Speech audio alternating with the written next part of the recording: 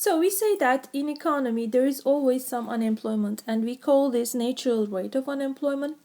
And this natural rate of unemployment can be explained by two unemployment, frictional unemployment, and the second one is structural unemployment. And now this part we are going to talk about the reasons for frictional unemployment, or why we have frictional unemployment. First, let's start with the definition of a job search. And this is actually job search is one of the main reasons economies always experience some unemployment. Job search is the process of matching workers with appropriate jobs. If all workers and all jobs were the same, so that all workers were equally well suited for all jobs, job search would not be a problem.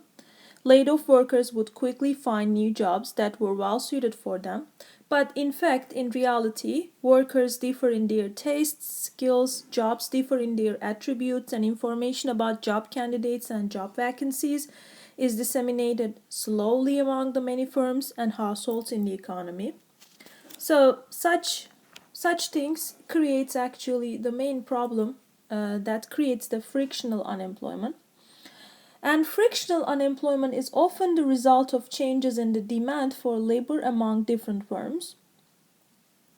One example to understand this frictional unemployment is like comparing two companies.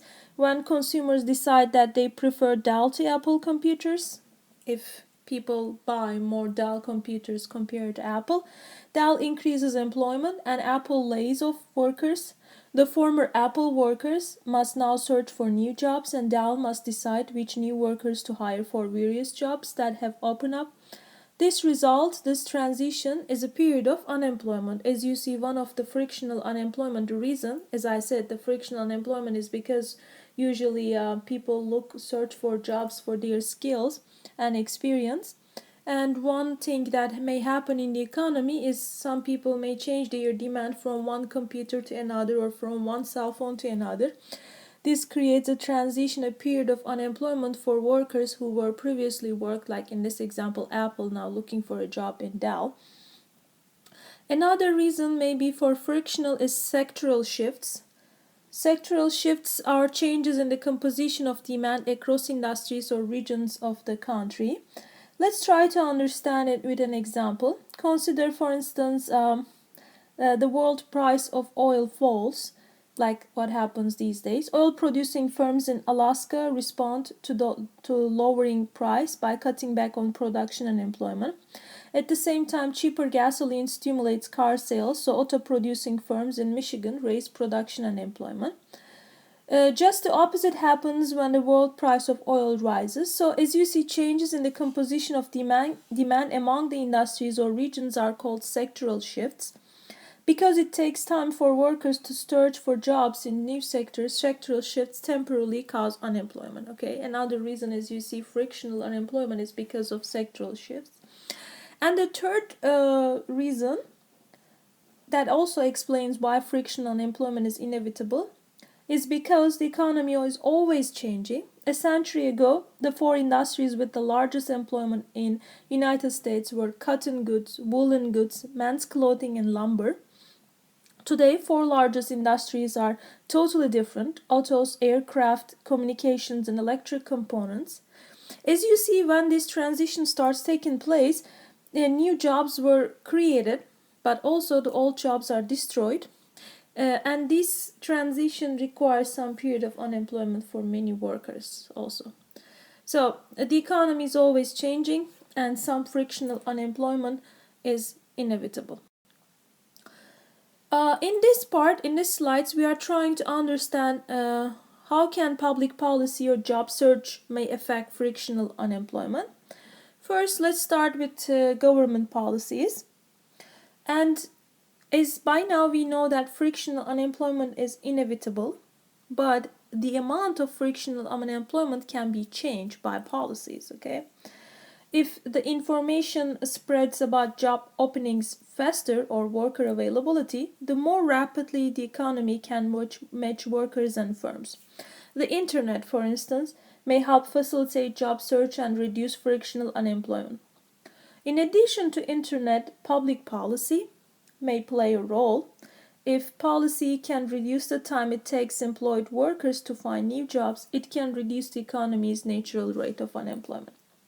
So, government policies, government programs try to facilitate job search in various ways. One way is through government-run employment agencies, which give out information about job vacancies. Another way is through public training programs, okay?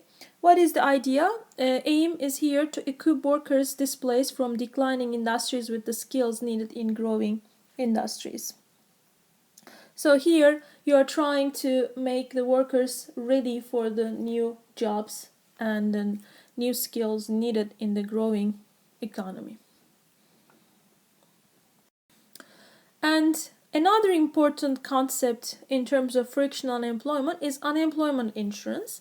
What is unemployment insurance? It's a government program that partially protects workers' incomes when they become unemployed. Benefits are paid only to the unemployed who were laid off because their previous employers no longer needed their skills.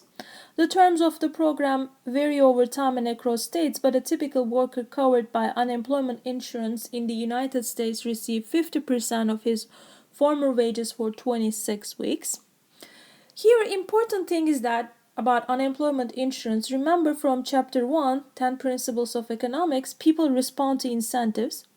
Because unemployment benefits stop when a worker takes a new job, the unemployed devote less effort to job search and more likely to turn down unattractive job offers.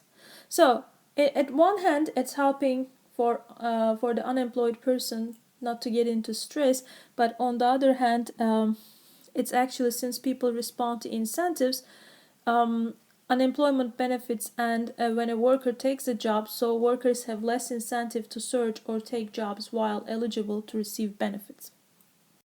But there are a lot of benefits of unemployment insurance. If you look at the economic literature, you can find a lot of papers about it.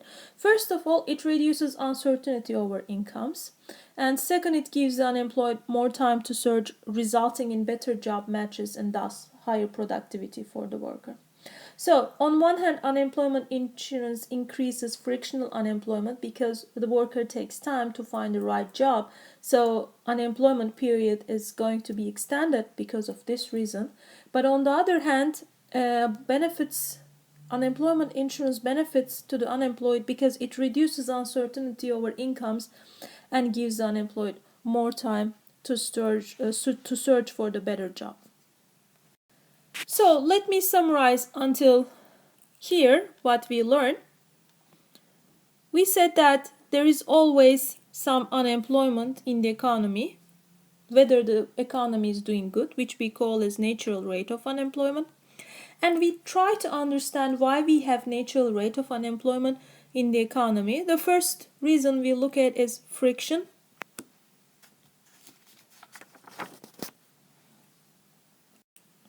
Frictional unemployment.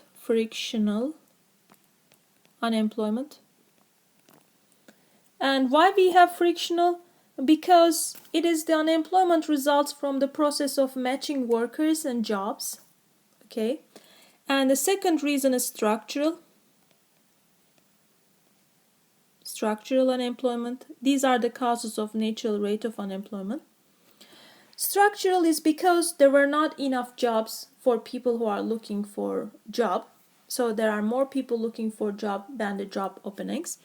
We haven't talked about the reasons of structural unemployment, but we have talked about the reasons for frictional unemployment. What we said that for frictional unemployment, first, job search is important because job search is the thing that you do when you are looking, is the process of matching workers with the appropriate jobs. Faster the job search or faster tools you have to find a job, the less frictional unemployment we have. And for that perspective, internet may help us. Internet may help us to match the workers with the job openings. But what we learn about frictional unemployment first is that frictional unemployment is inevitable. It is inevitable because of, first of all, sectoral shifts. There are sectoral shifts between the industries, let's say we give the example of oil, when the oil prices falls, oil companies are lays off some worker, but at the same time, since oil is cheap now, auto car makers increase their production, so they may hire new workers. This is the sectoral shift. So between this period, there may be unemployment. And also we said that some companies in the same sector may change the amount of workers they hire or they keep in their workplace. For instance, we give the example of Apple and Dell. Let's say people demand more Dell computer compared to Apple. That result in hiring more workers for Dell company but less for Apple. And what we said, frictional unemployment is inevitable because some industries are totally changing in United States. 100 years ago, there may be the most popular industries were cotton goods, woolen goods, men's clothing, and lumber, but today totally has a different structure of economy.